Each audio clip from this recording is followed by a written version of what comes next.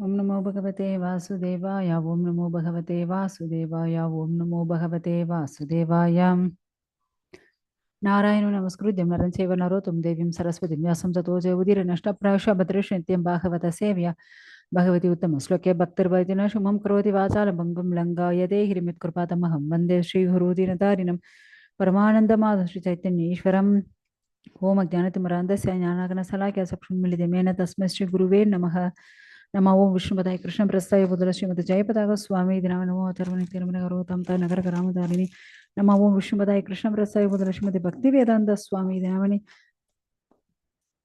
नमस्ते सरस्वती देवी गौरवाणी प्रचारिणी निर्विशेष शून्यवादी भाषाति देशधारिणी जय श्री कृष्ण चैतन्य प्रभु नित्यानंद श्री अद्वैत गदाधर श्रीवासादि गौर भक्तवृंदम हरे कृष्ण कृष्ण कृष्ण हरे हरे हरे राम राम राम हरे हरे हरे कृष्ण भगवद्गीதை. ஸோ நம்ம பகவத்கீதையில் ஃபஸ்ட்டு பேசிக் அதை பற்றி பார்த்துட்டு அதுக்கப்புறம் நம்ம வந்து ஸ்லோகமாக பார்க்கலாம். ஸோ பேசிக்காக நம்ம பார்த்தோம் அப்படின்னா இந்த குருக்ஷேத்திரம் அந்த யுத்த களத்தில் தான் யுத்தம் நடந்துச்சு. எத்தனை நாள் நடந்துச்சு, ஏன் நடந்துச்சு அப்படின்ற அந்த காரணங்கள் எல்லாம் நம்ம வந்து பார்க்கலாம். முக்கியமாக நம்ம பார்த்தோம் அப்படின்னா 18 புராணங்கள் இருக்கு. ஸோ இந்த 18 புராணங்கள் அதனுடைய மொத்த ஸ்லோகம் நீங்க பார்த்தீங்க அப்படின்னா 4 லட்சம் ஸ்லோகங்கள் இருக்கு. அதே போல வேதங்கள் 4 வேதங்கள் இருக்கா, ரிக் வேதம், யஜுர்வேதம், சாமவேதம், அதர்வண வேதம். ஸோ ரிக் வேதத்துல நீங்க பார்த்தீங்க அப்படின்னா 10,552, யஜுர்வேதம் 1975, அப்புறம் சாமவேதம் 1875, அதர்வண வேதம் 5,977. ஓகேங்களா.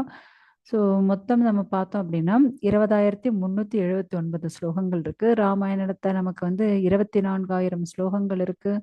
அதாவது 500 சர்க்கங்கள், 7 ஸ்கந்தங்கள் அப்படிலாம் இருக்கும். மகாபாரதத்தில் நமக்கு வந்து 1,00,000 ஸ்லோகங்கள்.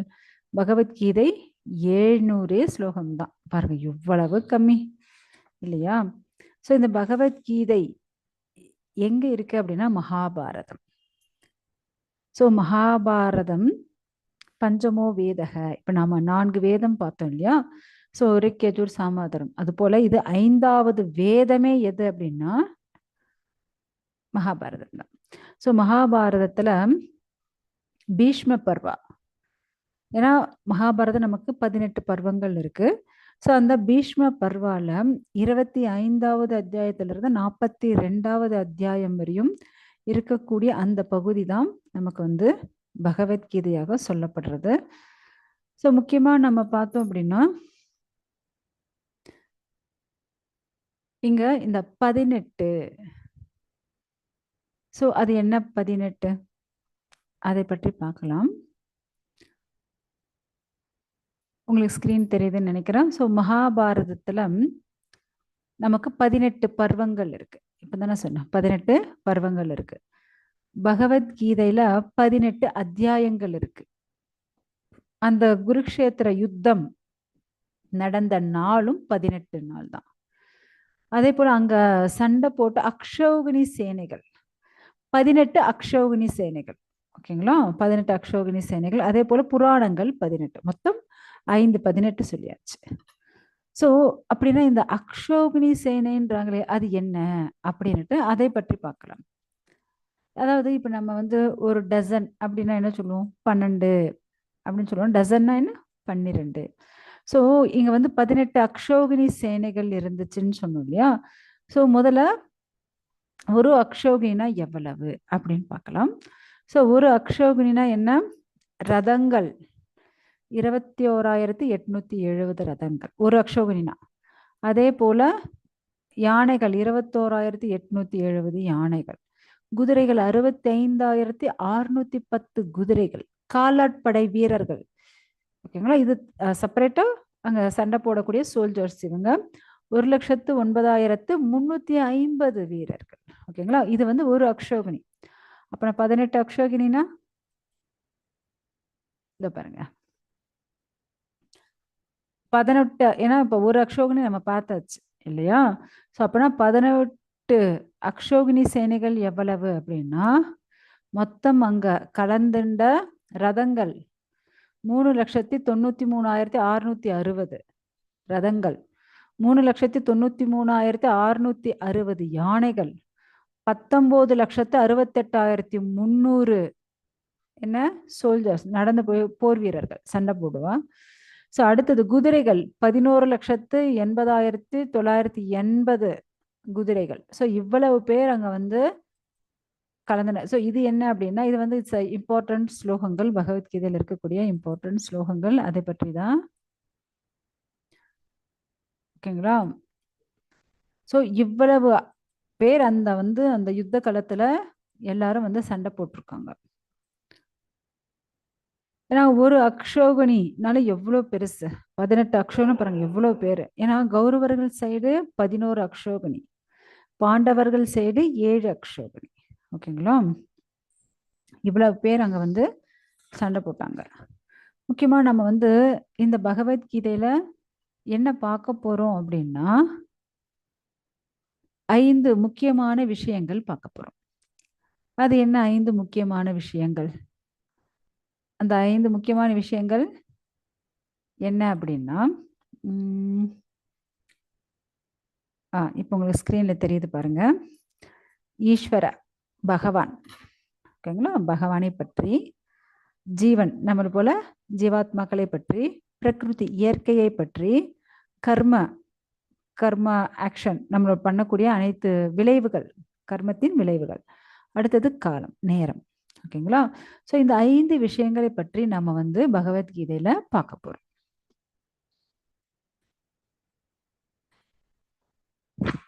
ஈஸ்வரா, ஜீவா, பிரகிருதி, கால, கர்மா, இந்த 5 விஷயங்களை பார்க்க போறோம்.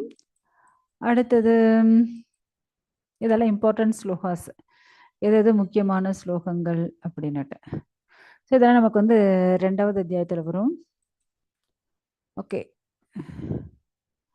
அடுத்ததுக்கு நம்ம போகலாம். ஏன்னா இப்போ நம்ம வந்து ஸ்டார்டிங் பேசிக் தான் சொல்லிட்டு இருக்கேன்.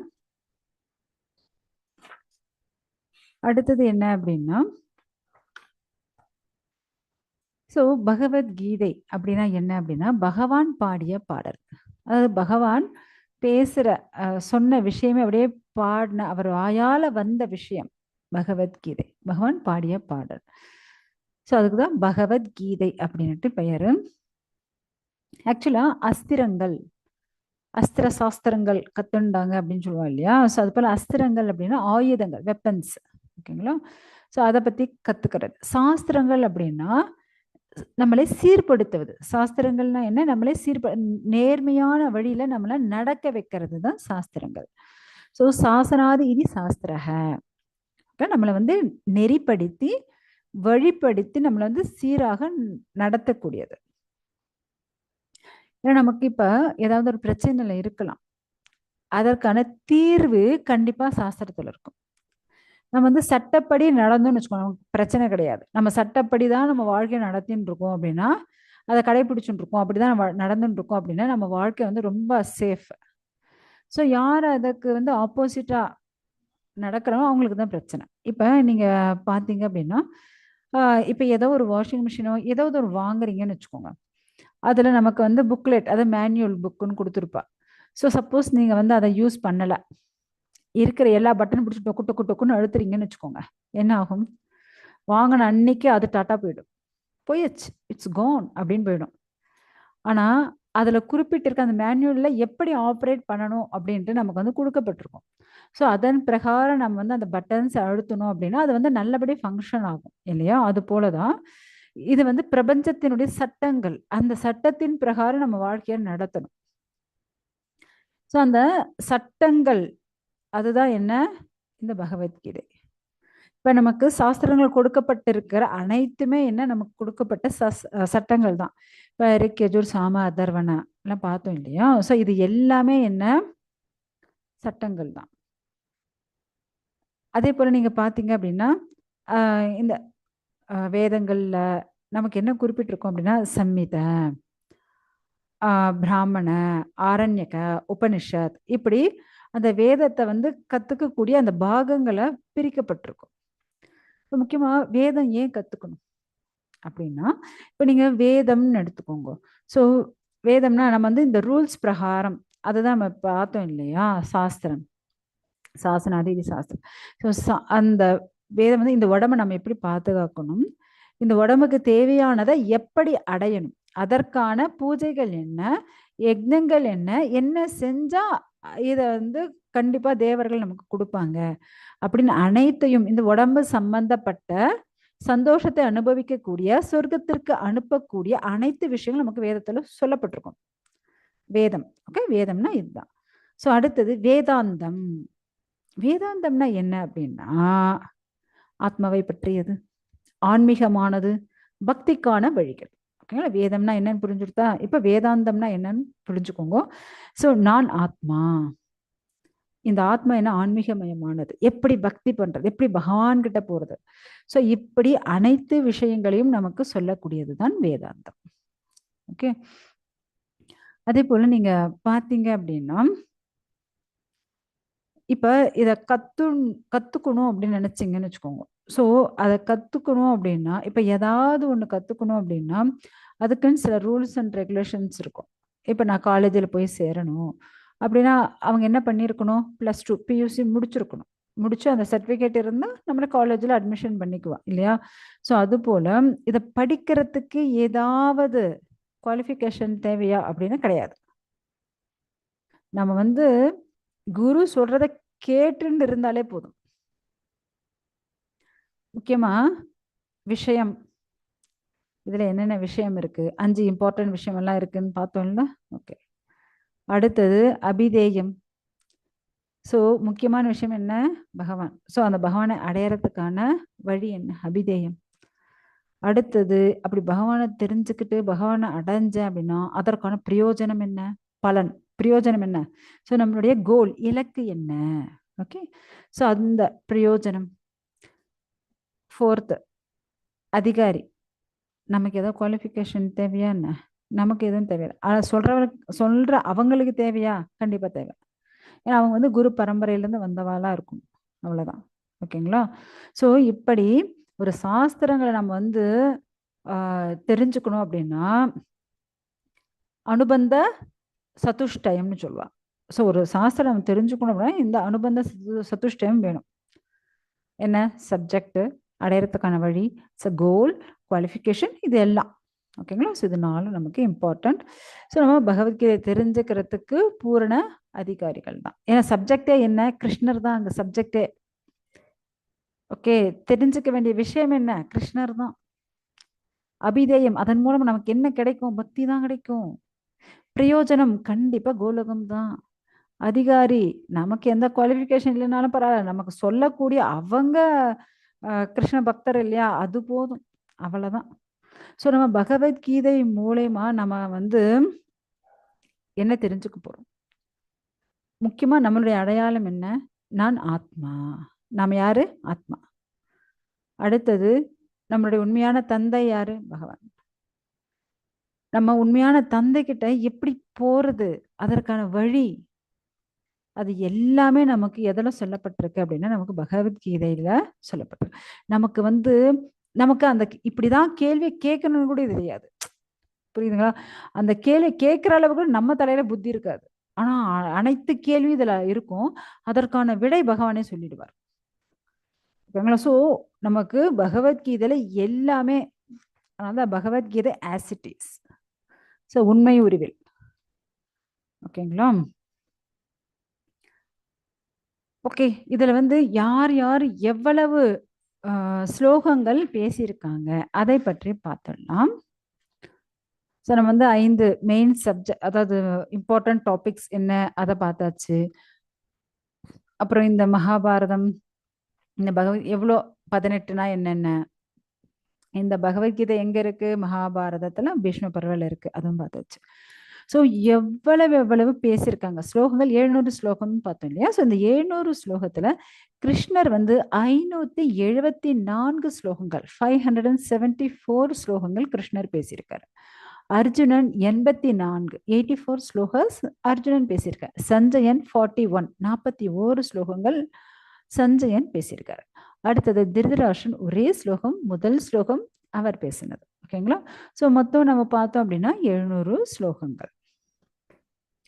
ஸோ இந்த பகவத்கீதையை பற்றி நமக்கு நிறைய ஆச்சாரியர்கள், மத்வாச்சாரியார் ஆகட்டும், யமுனாச்சாரியார், ராமானுஜர், அப்புறம் கௌடிவ சம்பிரதாயத்தில் இருக்கக்கூடியவா, பலதேவ் வித்யாபூஷன், விஸ்வநாத சக்கரவர்த்தி தாகூரார், ஸ்ரீதர சுவாமிகள் எல்லாருமே வியாக்கியானம் பண்ணியிருக்காங்க. அவ்வளவு சிரேஷ்டமானது எது அப்படின்னா இந்த பகவத்கீதை தான். ஓகேங்களா? கீதா கங்கா ச காயத்ரி கோவிந்தோ ஸ்ருதி சம்ஹிதாம் ககாரா சம்யோகாத் சதுர் புனர்ஜன்ம ந வித்யதே. ஸோ கீதா, கங்கா, காயத்ரி, கோவிந்தா இவங்களை பிடிச்சுட்டோன்னு வச்சுக்கோங்க, அடுத்த ஜென்மமே கிடையாது நமக்கு. அதை தான் இங்க சொல்லியிருக்காங்க. ஓகேங்களா? இது ஆக்சுவலா வேதங்கிறது யாரால ஏற்றப்படவில்லை, இது பகவானுடைய மூச்சுக்காற்று. ஓகேங்களா? ஸோ அவ்வளவு சிரேஷ்டமானது வேதங்கள். ஸோ முக்கியமா நம்ம பார்த்தோம் அப்படின்னா இந்த பகவத்கீதையில 700 ஸ்லோகம் இருக்குன்னு பார்த்தோம். அதே போல இதுல 3 பகுதிகளாக பிரிக்கப்பட்டிருக்கு. எப்படி அப்படின்னா கர்மயோகம், பக்தி யோகம், ஞான யோகம் அப்படின்ட்டு. இப்போ இப்போ எக்ஸாம்பிள் நீங்க பார்த்தீங்க அப்படின்னா ஒரு க்ரீம் பிஸ்கெட் எடுத்துக்கோங்க. க்ரீம் பிஸ்கெட் பார்த்தீங்க அப்படின்னா மேலே பிஸ்கெட் இருக்கும், கீழே பிஸ்கெட் இருக்கிறோம், நடுவில் என்ன இருக்கும், ஸ்வீட்டாக இருக்கக்கூடிய க்ரீம். ஏன்னா குழந்தைங்கள்லாம் பார்த்தீங்கன்னு வச்சுக்கோங்க, அந்த பிஸ்கெட் அப்படியே டக்குன்னு ரெண்டா திறந்து அந்த க்ரீமை தான் ஃபஸ்ட்டு சாப்பிடுவாங்க இல்லையா? ஸோ ஏன்னா அது ரொம்ப ஸ்வீட்டாக பசங்களுக்கு ரொம்ப பிடிக்கும். அதுபோல் நம்ம இந்த பகவத்கீதையில் அதை அப்படியே ஞாபகம் வச்சுக்கோங்க. ஸோ முதல் 6 அத்தியாயங்கள் கர்மயோகம், மேலே இருக்கிற பிஸ்கெட். அடுத்து 7வது அத்தியாயத்துலேருந்து 12வது அத்தியாயம் வரையும் நடுவில் இருக்கிற க்ரீம் ஸ்வீட்டாக நல்லா இருக்கும், ஏன்னா அதுதான் பக்தி யோகம். அடுத்தது 13வது அத்தியாயத்திலிருந்து 18வது அத்தியாயம் வரையும் ஞான யோகம், அதுதான் கீழே இருக்கிற பிஸ்கெட். ஓகேங்களா? ஸோ இதுதான் இந்த 3 பகுதிகளாக பிரிக்கப்பட்டிருக்கு. ஓகே.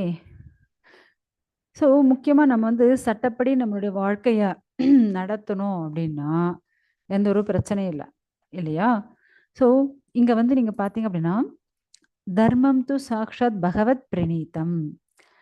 ஏன்னா இந்த தர்மங்கள் அனைத்தும் மனிதர்களால் ஏற்றப்படவில்லை, அனைத்தும் பகவானால் ஏற்றப்பட்டது. கடவுளால் மட்டுமே தர்மத்தை உருவாக்க முடியும். ஓகேங்களா?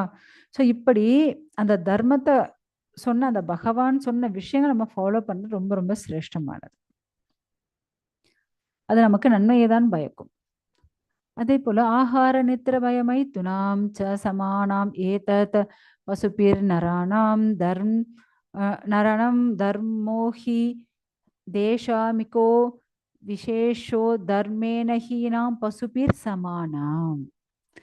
நம்ம சாப்பிட்றது, தூங்குறது, தற்காத்து கொள்றது, சந்ததி உற்பத்தி பண்றது, அப்படியே வாழ்ந்துட்டு இருந்தோம்னு வச்சுக்கோங்க, நம்மளுக்கும் மிருகத்திற்கும் எந்த ஒரு வித்தியாசமும் கிடையாது. நம்ம எப்ப தர்மத்தை ஃபாலோ பண்றோமோ அப்பதான் நாம மனிதர்களாக கருதப்படுவோம். நம்ம எப்ப தர்மத்தை ஃபாலோ பண்ணலனா அவெல்லாம் என்ன, மிருகத்திற்கு சமம். பசுபீர் சமானாம், தர்மேனஹீனாம் பசுபீர் சமானாம். ஸோ தர்மத்தை ஃபாலோ பண்ணலாம், அவங்கெல்லாம் மிருகத்திற்கு சமம். அதனால நம்ம தர்ம பிரகாரம் வாழணும், தர்மத்தை நம்ம ஃபாலோ செய்ய வேண்டும். ஓகேங்களா? ஏன்னா சாஸ்திரத்தை பின்பற்றுறது, ஏன்னா அதுதான் நம்ம ஆன்மீகத்திற்கு முன்னேற்றம். முதல்ல ஆன்மீகம்னா என்ன அப்படின்னா ஆத்மாவை பற்றி அறிவது, ஆத்மாவை பற்றி தெரிந்து கொள்வது, அதை தான் ஆன்மீகம் என்று கூறுகிறோம். இங்க நமக்கு நார்மலா நீங்க ஏதோ ஒரு விஷயத்தையும் தெரிஞ்சுக்கணும் அப்படின்னு வச்சுக்கோங்களேன், பிரத்யக்ஷம், அனுமானம், சப்தம், இந்த 3 விஷயங்களும் நம்ம தெரிஞ்சுக்க முடியும். பிரத்யக்ஷம் அதாவது நம்ம கண்ணால் பார்ப்பது, காதால் கேட்பது, முகர்ந்து தொட்டு உணர்ந்து, இது பிரத்யக்ஷம், கண்ணால் பார்ப்பது. இப்படி அனுமானம் நம்ம மன கற்பனையால் தெரிந்து கொள்வது. லாஸ்ட் சப்தம், அதுதான் சாஸ்திர பிரகாரம். ஏன்னா நம்மளுடைய புலன்கள் தவறு செய்யும். ஏன்னா நம்ம எல்லாம் மனிதர்கள் தான். நம்ம புலன்கள் தவறு செய்யும், நம்ம மனக்கற்பனையும் தவறு செய்யும் இல்லையா?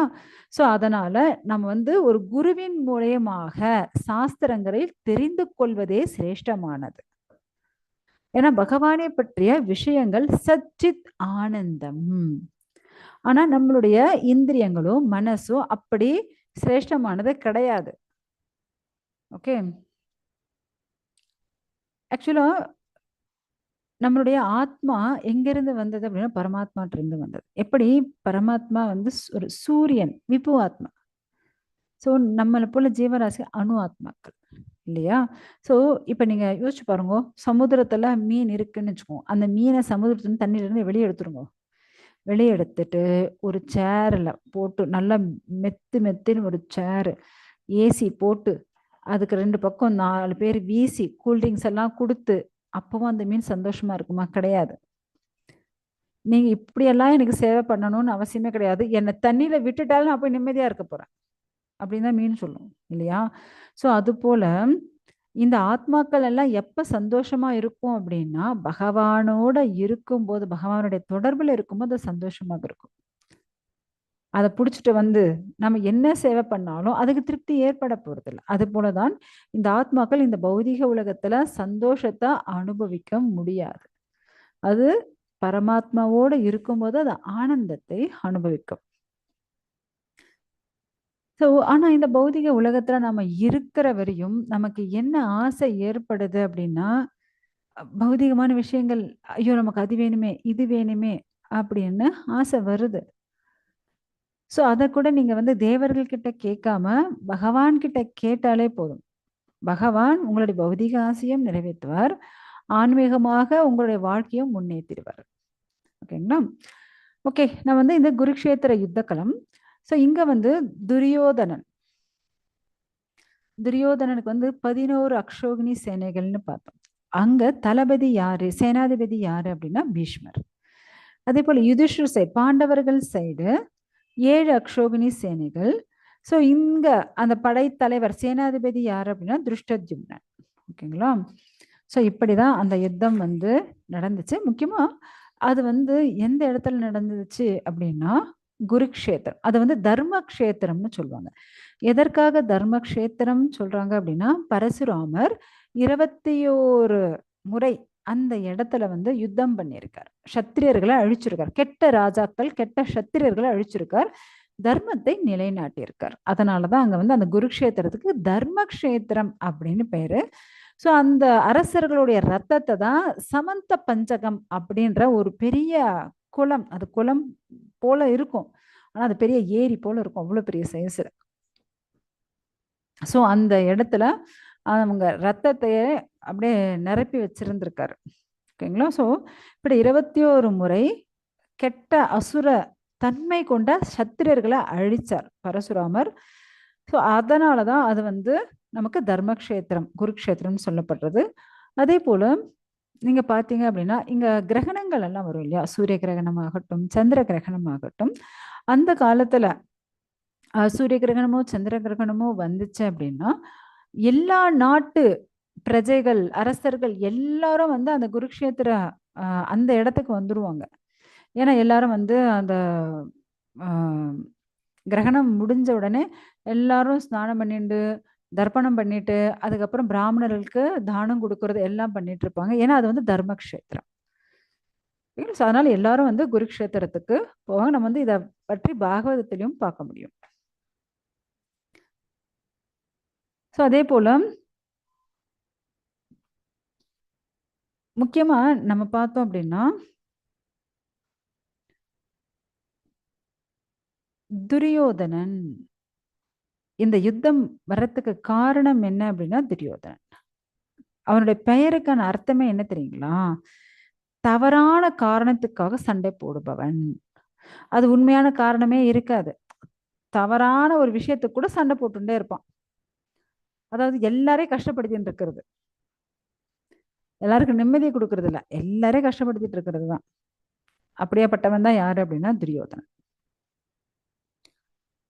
நீங்க பார்த்தீங்க அப்படின்னா, தன்னுடைய சொந்த தாய் தந்தையாகட்டும், ம், தாத்தா பீஷ்மர் ஆகட்டும், அப்புறம் குரு துரோணர் ஆகட்டும், எல்லாருக்கும் இம்சை குடுத்துட்டே தான் இருப்பான். யாரையும் நிம்மதியா வச்சுட்டு வாழ்ந்ததா சரித்திரமே இல்ல. அப்படியாப்பட்டவன். ஏன்னா முக்கியமா இந்த யுத்தம் ஏன் நடக்குது அப்படின்னா, கௌரவர்கள், பாண்டவர்கள் 2 பேரும் வந்து சூதாடுறாங்க. ஸோ அவங்க சூதாடுறதுனால எந்த ஒரு பிரச்சனையும் கிடையாது. ஆனா, அந்த இடத்துல திரௌபதி திரௌபதிய மானபங்கம் படுத்தினது. ஸோ முக்கியமா திரௌபதி சாக்ஷாத் பகவான் கிருஷ்ணருடைய பக்தை. ஸோ ஒரு பெண்ணுக்கு அவமானம் ஏற்படுத்தக்கூடாது. ம். அதே போல ஒரு பெண்ணை வந்து ரொம்ப துச்சமாக நினைக்கக்கூடாது. அவள மானபங்கம் செய்யக்கூடாது. ஸோ இப்படி எல்லாமே எங்க நடந்துச்சு அப்படின்னா, அந்த ராஜசபையில. ஸோ அந்த ஒரு காரணத்துக்காக தான் இப்ப இவ்வளவு பெரிய யுத்தம் 18 அக்ஷோகினி சேனைகள் நம்ம டோட்டல் எல்லாம் பார்த்தோம் இல்லையா? எவ்வளோ யானைகள், எவ்வளவு குதிரைகள், எவ்வளவு ரதங்கள், எவ்வளவு போர் வீரர்கள். ஸோ இவ்வளவு பேர் இறக்கறதுக்கும் காரணம் அந்த துரியோதனன் தான். ஏன்னா அவனுடைய தப்பான செயலால வந்தது. ஏன்னா பகவானும் இந்த போரை நிறுத்துறதுக்கு முயற்சி பண்ணார். ஏன்னா எந்த ஒரு போருக்கும் முன்னாடி சாமதான பேத தண்டம். ஸோ பகவான் வந்து சமாதானம் பேசதான் போனார். கிருஷ்ணரே சாக்ஷாத் பகவானே தூதனாக போனார். என்னதான் போனாலும் துரியோதனை மாத்த முடிஞ்சுதா அப்படின்னா கிடையாது. சரி, ஓகே. அதனால சா அதாவது சமாதானம் ஒர்க் அவுட் ஆகல. சரி, நெக்ஸ்ட் தானம். சரிப்பா, நீ வந்து மொத்த ராஜ்யத்தை கொடுக்க உனக்கு விருப்பம் இல்லை அப்படின்னா அட்லீஸ்ட் 5 ஊர்களையாவது கொடு. முடியாது. இல்லைன்னா 5 கிராமத்தையாவது கூட. கிருஷ்ணா இவ்வளோ கேட்கிறாரு. முடியாது. துரியோதன் பாருங்க முடியாதுன்னு சொல்லியாச்சு. இப்ப கிருஷ்ணர் கேட்கிறாரு, சரிப்பா அவங்க 5 பேருக்கு 5 வீட்டையாவது கூட. துரியோதன் சொன்னாது முடியவே முடியாது. ஊசி குத்தும் நிலத்தையும் தரமாட்டேன். ஸோ இப்ப சமாதானம் முடிஞ்சிச்சு. தானம் சாமதானம் அதுவும் முடிஞ்சிருச்சு. பேதம். ஸோ பாரு, இந்த துரியோதன் எவ்வளோ கெட்டவன் பாரு. ஸோ அப்படின்னுட்டு கர்ணன், ஏன்னா அவனுக்கு சப்போர்ட் பண்ணக்கூடியவாளெல்லாம் பகவான் வந்து பேதம் பண்ணி பார்க்கறாரு. சொல்றாரு, இப்படியாப்பட்டவன் இப்போ ஹெல்ப் பண்ண போறியா? ஸோ அதுவும் பண்ணி பார்த்தாச்சு, முடியல. கடைசியில நான் சாமதான பேத தண்டம், கடைசியில தான் போர். ஸோ கடைசியா தான் பகவான் வந்து போருக்கே வந்தார். எடுத்த உடனே அவர் போருக்கு வரவே இல்லை. ஸோ இதுதான் பிரச்சனை. ஸோ எடுத்த உடனே பகவான் வந்து போருக்கு வந்துட்டாருன்னு வரல. இப்படிதான் பகவான் சமாதானம் பண்ண வந்தார். ஏன்னா நல்ல குணம் கொண்டவர்கள் யாரு? பாண்டவர்கள். தர்மத்தின் பிரகாரம் வாழக்கூடியவர்கள். ஆனா கெட்ட குணம் கொண்டவர்கள், பொறாமை கொண்டவர்கள் யாரு அப்படின்னா கௌரவர்கள். முக்கியமா முதல் மகனாக இருக்கக்கூடிய அந்த துரியோதனன் தான். ஆனா இந்த உலகத்துல நம்ம வந்து சந்தோஷமா இருக்க முடியுமா அப்படின்னா முடியாது. ஏன்னா இந்த பௌதிக உலகமே என்ன அப்படின்னா காணல் நீர். சந்தோஷம் இருக்கிற போல தெரியும், ஆனா சந்தோஷம் இருக்காது, காணாமல் போய்விடும். ஓகேங்களா? ஸோ இது கிடைச்ச சந்தோஷமா இருக்கலாமே அப்படின்னு நினைப்போம். அது கிடைக்கும், ஆனாலும் அதுக்கப்புறம் சந்தோஷம் இருக்காது. ஏன்னா இந்த பௌதிக உலகம் என்ன, துக்காலயம் அசாஸ்வதம். ஸோ அதனால எவ்வளவுக்கு எவ்வளவு இங்க வந்து தர்மத்தோட நம்ம வாழ முடியுமோ அதன் பிரகாரம் நம்ம வந்து வாழணும். இதைதான் நமக்கு வந்து சாஸ்திரங்கள் சொல்லி கொடுக்கிறது. முக்கியமா இதை பற்றி நமக்கு வந்து ஆஹ் கீதார்த்த சங்கிரகம். ஸோ இதுல வந்து யமுனாச்சாரியார் என்ன சொல்லியிருக்காரு அப்படின்னா, நமக்கு வந்து ஒரு 32 ஸ்லோகங்கள் கொடுத்துருக்காரு. என்ன அப்படின்னுட்டு அதை பற்றி பார்க்கலாம். முக்கியமா ஸ்வதர்ம ஞான வைராக்ய சாத்திய பக் ஏக்கம் கோச்சர நாராயண பரபிரம்ம கீதா சாஸ்திரே சமீரிதம். ஸோ அப்படின்னா என்ன அப்படின்னா, வர்ணாசிரம தர்மங்கள், ஆத்ம ஞானம், வைராக்கியம், இதெல்லாம் சாதிக்கணும்னு நினைக்கிறோம். சாதிச்சு கடைசியில நமக்கு இலக்கு எது? பக்தி யோகம். அந்த நாராயணனை அடையறதுக்கான வழி. ஆனா என்ன பண்ணாலும் கடைசியில் ஏதாவது ஒரு இடத்துல மாட்டிக்கும். என்ன பண்றது? அதுதான் பிரச்சனை. ஏன்னா நம்மளுடைய தர்மத்தை நம்ம முடிஞ்ச அளவுக்கு பர்ஃபெக்டா ஃபாலோ பண்ணணும். தர்ம ஞான வைராக்கியம். ஸோ அதனால நம்ம ஈடுபட்டு நம்மளுடைய பக்தி அப்படியே முன்னேறும். ஸோ அந்த பக்தியை வச்சு நம்ம என்ன அடைய முடியும்? பரம்பொருளான அந்த பகவானை அடைய வேண்டும். ஸோ அதை அடையறதுக்கான ஒரே வழி என்ன அப்படின்னா இந்த பகவத்கீதை தான். ஏன்னா இதெல்லாம் நமக்கு பேசிக் நாலேஜ் இது. ஸோ இதை தெரிஞ்சுட்டாதான் இதுக்கு மேல, ஏன்னா பகவத்கீதையை தெரிஞ்சுட்டாங்க அப்படின்னா அதுக்கப்புறம் அவங்களால பாகவதத்தை புரிஞ்சுக்க முடியும். பாகவதத்தை புரிஞ்சுண்டவங்களால கண்டிப்பா சைத்தன்ய சரிதாமிரதத்தை நெக்ஸ்ட் லெவல், அதை சைத்தன்ய சரிதாமிரதம், ஸோ அதை பற்றி படிக்க முடியும். ஓகேங்களா? ஸோ பேசிக் எது அப்படின்னா இம்பார்ட்டன்ட் நமக்கு பகவத்கீதை தான். ஸோ பகவத்கீதையை பற்றி அதுக்கு தான் நம்ம இங்கே கிளாஸ்ல பார்த்துட்டு இருக்கோம். ஏன்னா திரௌபதி ஒரு பெண்ணுக்கு ஏற்பட்ட அந்த துயரம், அந்த கஷ்டம், அதை விளக்குறதுக்கு தான் பகவான் வந்தார். ஸோ எப்பவுமே யார் ஒருத்தரையும் நம்ம என்ன பண்ணக்கூடாது? கஷ்டப்படுத்தக்கூடாது. அதாவது உடம்பாலையும் மனசாலையும் நம்மளுடைய செயல்களாலையும் மற்றவங்களை துன்புறுத்தக்கூடாது. ஓகேங்களா?